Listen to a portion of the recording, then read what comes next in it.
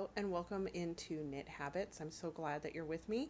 My name is Christina. I am coming to you from Raleigh, North Carolina, and where I live with my husband and my adult kiddos and my dogs. And so I'm glad you made it in. If you're new here, welcome. Please remember to like, subscribe, and ring the bell. And if you are returning, I'm so glad you came back to see me again and to spend some time with me to see what things I'm getting up to these days. Today I have for you finished objects, meeting up with a new yarny friend that I'm just so glad that I got to meet up with on my birthday a couple of days ago. Books, finished objects, acquisitions, WIPs, of course, and then maybe a new project that I'm getting into, or I'm hoping to get into. We'll see how it goes. And so we'll talk a little bit about all of that. You can find me on Instagram as xtina_knitta, K-N-I-T-T-A-H, and on Ravelry as xtina k yarny. So go ahead and check me out there. And I'm glad that you all decided to join me. So today I have on for my featured this is the Destination Unknown shawl by Cheryl Faust. And this is made out of yarn from Trilogy Yarns. The blue is just called Teal We Meet Again. And then the colors, the different colored yarn is Llamas in Drag, which is just one of her fabulous yarn colorways there. So, and I'm not sure if I did this one, my gauge was too tight maybe. It didn't turn out as big as I thought it was going to be. I thought it was going to be a really large shawl. So it's more of a shawlette, but you know, sometimes you don't need a huge shawl, just a little one, and it's really pretty. So I thought I'd show that off here for you all to see. There you go. And the finished object I have for you is the one that I'm wearing, which is the Lovely Tee by Kimberly McAlindin. You've obviously seen it before. I'll have it linked below. But this is out of the Tin Lena by Sandisgarn. And the colorway is 4234. There you are. 4234.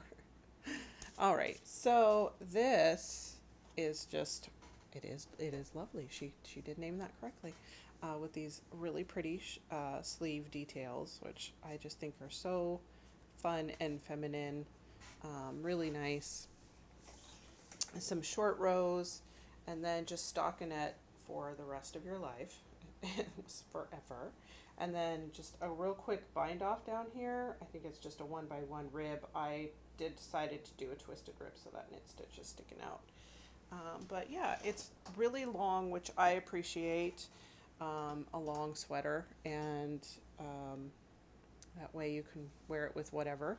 But yeah, pretty, really nice. The yarn, I mean, it's fine. It's light. I was just wearing it outside, where it's like 90 degrees and the humidity was 70%. Yay, North Carolina. That's what you get in the South. But yeah, it was nice. I wasn't hot at all. I thought it was really nice. So I can definitely see this being a staple piece for years and years to come. So there you go. I only have one finished object today because I decided to have cast on itis and cast on all of the things. So you'll see that coming up. And I have some acquisitions to talk about as well. So we'll get right into that. So the first WIP I have for you today is the green cress that I know you guys have seen before. I decided to add this into the Cowl, or Mal actually, that Ruth Loves to Knit is doing, the Dust 'em Off Mal. You can use that hashtag and find her there if you want to get involved in that with... So it's basically just using a book, you know, a pattern from a book, dust them off, and you already saw this, the contrast book that I have here with that green crest shawl. I can put up a picture of that. And so that I've done a little bit more on it. I did a few more of the cable details on that. So I thought, well, I'll just go ahead and show that since I actually cast on another project for that. So I'm not going to go over the yarn too much. I've talked about it before, but I did do like 3 or 4 more of the cable additions here. So there's that. And again, that is in the Sirdar in the polished copper. And I have this living, and I will let you know I had like 3 or 4 projects just sitting in here. But this is my chip basket that I got. I was able to get one. So maybe we can have a thumbnail right there. But and it has their new button on it with their logo. Let's make sure I'm showing out that the right way. There you go. So that's it right there. And I had the book fit in there nicely. I'll show you that. So the book fits in there. There's ample room on the inside. And then I had a few more projects in there. This is the large size. It's really beautifully made. They had it packaged well. So definitely pick yourself up one of these. They are kind of hard to come by, so you have to go look at their shop updates. But and there's the tag. It says chip basket on it. So very cute. So that's living in that, so I can take it around. And then the other thing that I decided, I told you I had some cast-on-itis with this, is from Kate Davies, my sticky note, from the Argyll Secret Coast book that I've had for a while, and I'm wanting to make this vest right here. I'll put a picture of it up as well.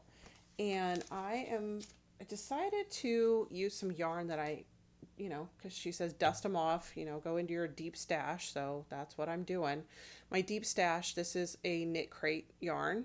And of course, they're not a company anymore. This is, the colorway is called Nevada, and it's just a brown color. And I wanted something that didn't have, a lot of variegation. And I have a lot of hand-dyed yarn that wouldn't have worked, I don't think, as well for the cable detail that you probably saw in a picture on this one. So I wanted something that didn't have a lot of variation, and this just has those little bits of blue here. And the colorway, like I said, is Nevada. And this one is 50% alpaca, 25% Peruvian Highland Merino blend, and then 25% Surrey alpaca. So I'm hoping that the cable detail will show up. My fear and my reluctance on this one is that it does have quite a halo on it. And so I'm not sure, even on the, I'll show you, I haven't got very far because of this. The detail on here for the ribbing, you can barely see what the twisted rib on here. And now I've only gotten a few rows in, so maybe I'll do some more and it'll turn out a little bit better. It's not focusing. So that's my fear. That's a little bit better. There is that it's just not going to show up. And I really want that cable detail in the front to show. So I think what I'll do is I'll end up doing some more of this, and then we'll see how it goes. So yeah, but I'm hoping it'll turn out pretty. I mean, it's just brown. It's, nothing no exciting colors on this one, but I really want the Vesta and the cable pattern that she has on there to stand out. So that is also part of the Dust 'em Off Mal that she is doing. And let's see if I can show you. I'll put a picture up, but I'll show you this as well. So there you go. See that cable? I want to show the pattern itself. There we go. There you go. So I want that cable pattern here to really shine. So we'll see how that goes. I need to work on it some more, obviously, because I haven't done much with it. But yeah, I'm hoping that will work out. We'll see how that goes. So that's both for the dust 'em off mal. The other things that I'm still working on are the Porto Shawlette by Susanne Sommer. And this is out of the Hypnotic yarn. The white color is the Shenanigans, which is this one. And then the blue one is the Knit and Bro yarn, and that's in what is that one? Under the Sea, which is perfect for that. What a messy yarn ball I have there. Sorry, guys. It's messy, but there you go. So that's that. And so I have made some more progress on this. There's the middle of it. I think I was about, I have a stitch marker somewhere to show where I was. There it is. I was about there last time. So I've done some more on this. It's really beautiful. I really love how it's turning out. It's really helping me figure out brioche. Are there some mistakes? Yeah, but I'm not going to point them out because you really can't tell, and that's not what we're here for, is to point out our mistakes. We're here to show our work and what we've done, and so there's that. So I'll move that stitch marker up. Yeah, so I think I have about 5 more repeats of the 4-stitch row, the 4-row pattern for this brioche, and then I'll move into the next section. So there's that. There's the back. There you go. So fun, so pretty. I think it's just stunning. So there's that. And then the next thing that I was working on before was the Paris Toujours by Isabell Kraemer. And on that one, let's see where I was. I was down here before. And that is a little stitch marker that I got from Andy of the Naughty Knitress, from that prize package that I won last time that I showed.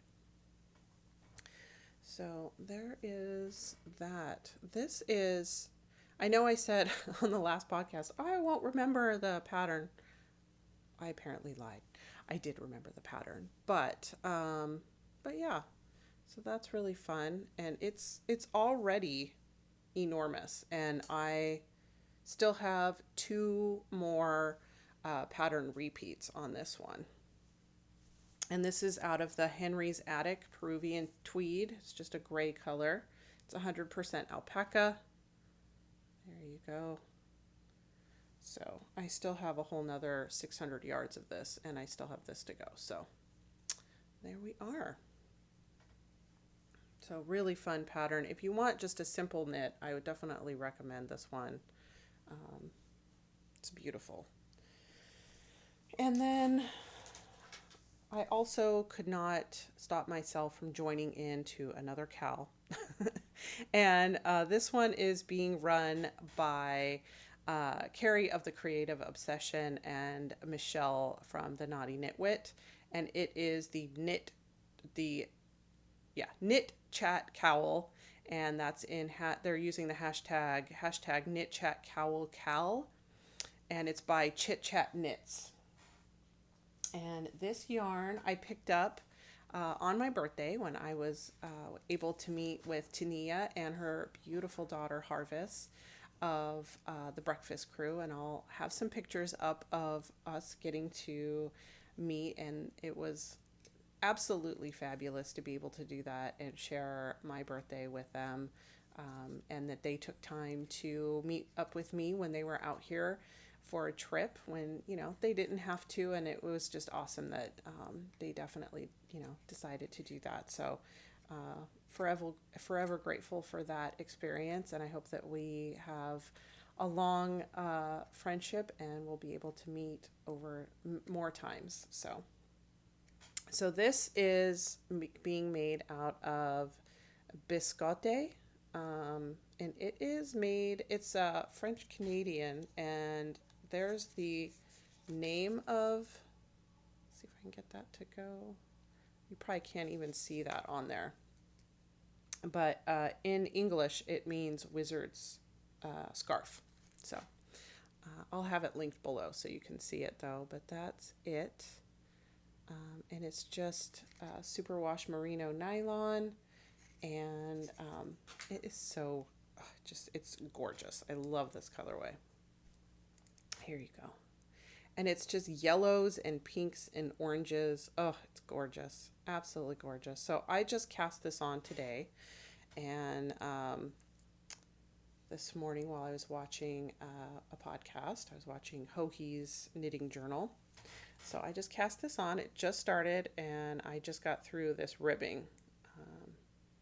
Yep, that is it. So that's going to be fun. And the cowl is made for self-striping yarn. So I got this at Warm and Fuzzy on my birthday. So that's another acquisition.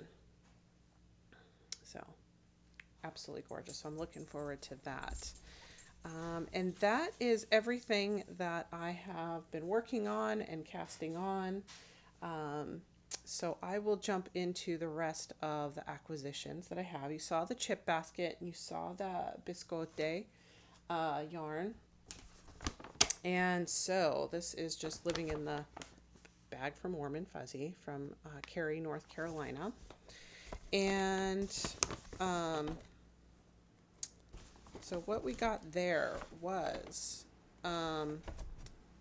both Tania was gracious enough to buy me this skein of Spun Right Round. And this is in the classic sock. I don't know, what is this colorway? Ruckus. There you go. In the colorway Ruckus right there. And it is just so many of the colors that I absolutely love. Yellows and reds. There's a little bit of purple in there. There you go, Tania, the little bit of purple.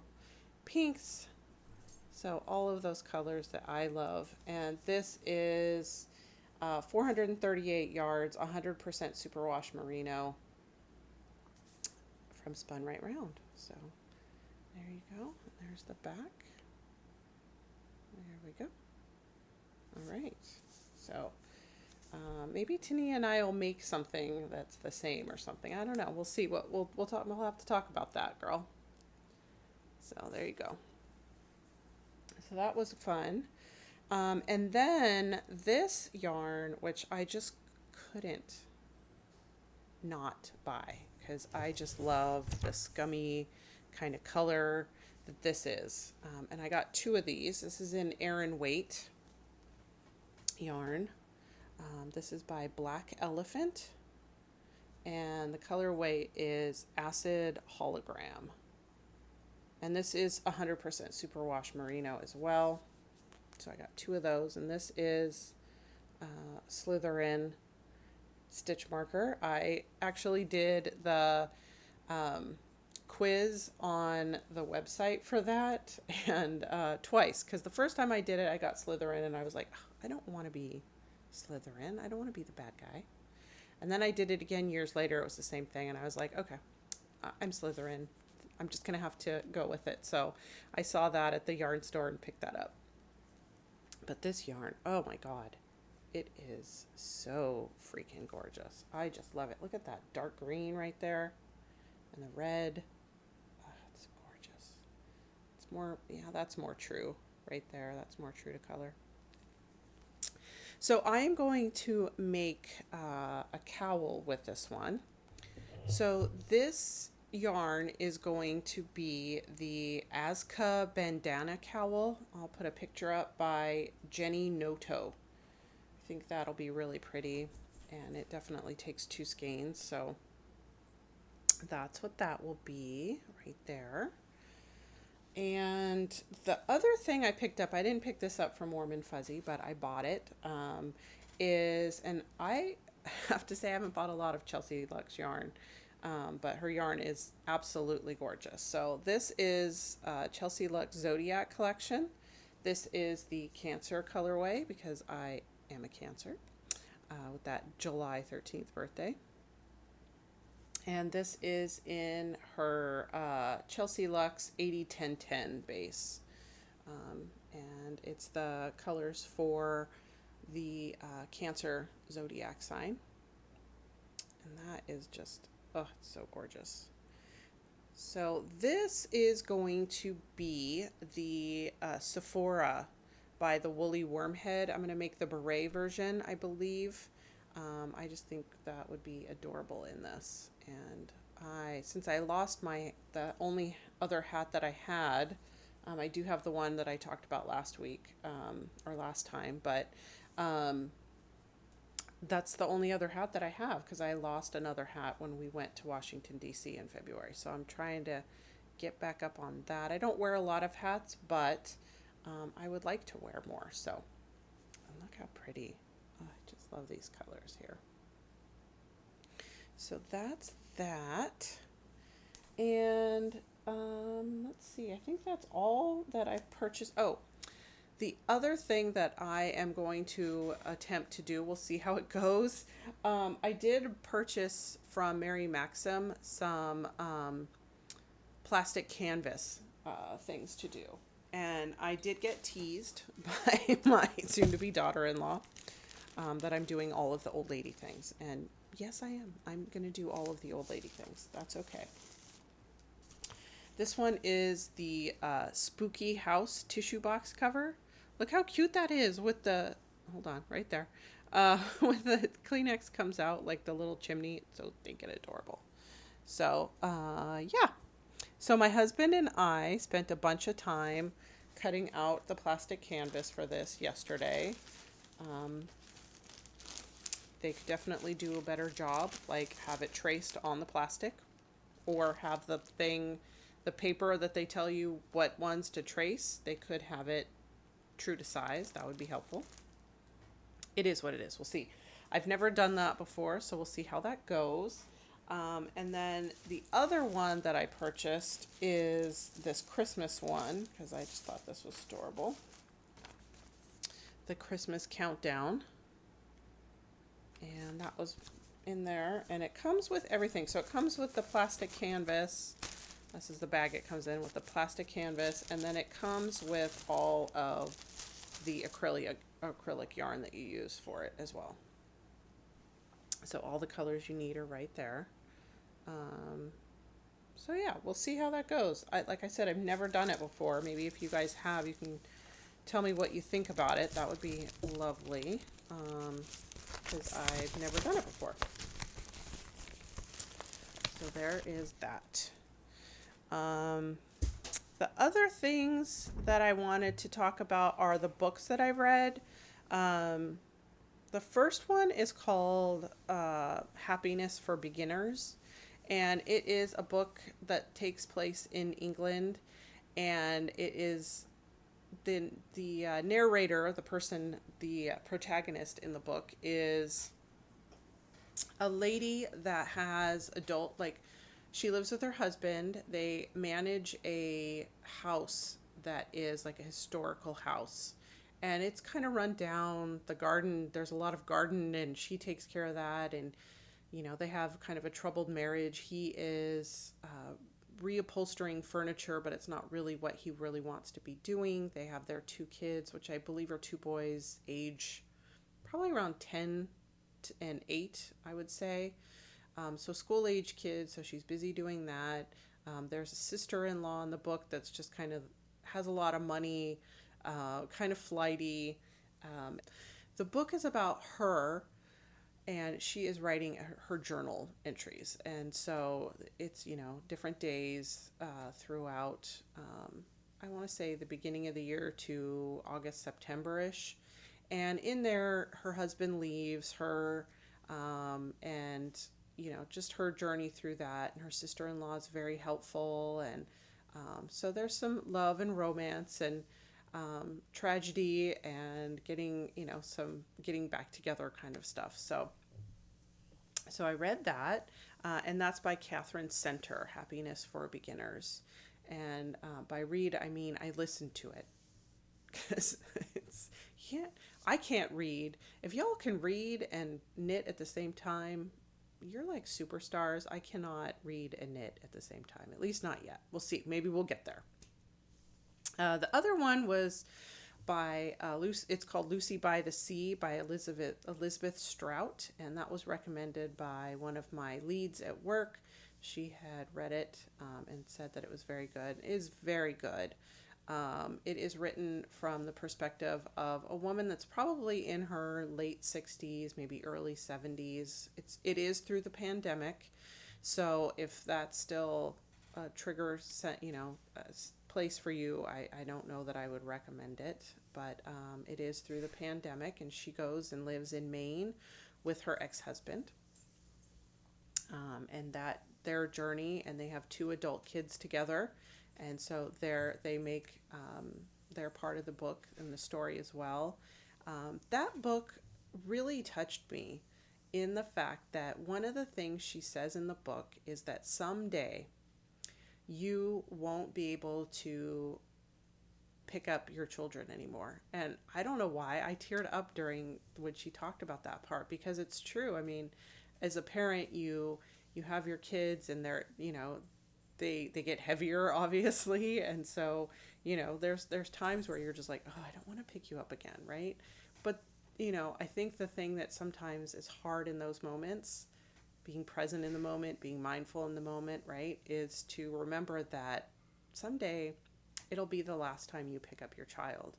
And just to try to, as much as you can, it's not always easy, but try to be present in the moment and know that those moments are really precious. And so that was one of the reasons I really liked that book. I thought she had a really great perspective on that. And the last book that I read in the time recording here is one that's called All Boys Aren't Blue by George M. Johnson. And this is a book that it's like an autobiography of his life as a child. And he is an African American or Black male. He is queer, and he talks about his journey of, he was originally called Matthew, which is the M in his name, and how he found out that his name was actually George, and then his journey into high school, being, as he says, more of an effeminate male, but still liking to do male things, but also likes to, go do double dutch with the girls. And his journey, his family's journey, he has some people in his family that are also part of the LGBTQIA population, a transgender cousin. So he talks about his journey through his family, his own personal journey, his own journey of figuring out who he is between being George and Matthew. And it takes you up through him graduating college. And so I highly recommend that book. It is really an interesting journey, and I think it's always a good idea to read books by people that aren't just like you, that don't exactly have the same perspective or background or look, their view on things. So I couldn't more highly recommend that book to anybody that is interested, if you're interested. And I think, we should be interested in other people's perspectives. So there you go. If you are not interested in the therapy talk, I completely get it. It's not everybody's thing. But if you are interested, I hope you can stay. But if you're not, thank you for joining me and looking, following my journey, my knitting shenanigans, as I say here. I appreciate that. If you want to hear about my thoughts on gratitude, welcome. So, gratitude, and I'm going to read a little bit, as I generally do, from my my journal here. Just my notes on what to talk about. So, what is gratitude? And so gratitude is It is pausing to notice and appreciate the things that we often take for granted. Gratitude is more than being thankful. It is appreciating life even when nothing exciting is happening. And I think that those are the moments where we forget to be grateful because it's just our mundane life, just the normal things we do, go to work, come home, eat food, you know, those sorts of things, that we need to remember to be grateful. And so keeping a gratitude journal is actually a really wonderful perspective, positive psychology. And so I'm going to put a link down to mindful.org. It's an introduction to mindful gratitude if you'd like to start journaling for, the things that you're grateful for. And it doesn't have to be major, huge things, right? It can be, I'm grateful for my health. I'm grateful to have a roof over my head. I'm grateful to have food in my refrigerator. I am grateful for the clothes I have on my back. I'm grateful for my job, right? Like the things that, sometimes we often take for granted that could be gone at any point in time, right? We could lose our job, we could lose our house, so to remember to be grateful for those things and our health, because that can change quickly as well. And so being grateful in our making as well. And like what are some things that you're grateful for? And I would love to hear it in the comments below. So please let me know things that you feel you're grateful for in your making. Some things that I am grateful for. I'm grateful for other podcasters. Everybody that goes out there and is brave enough to come out here on the YouTubes and put themselves out. I'm always grateful. I've been watching podcasts for years. I met podcasters when I got to go to Rhinebeck. Fingers crossed I get to go this year. I'm not 100% sure. I'll have to see. I'm hoping.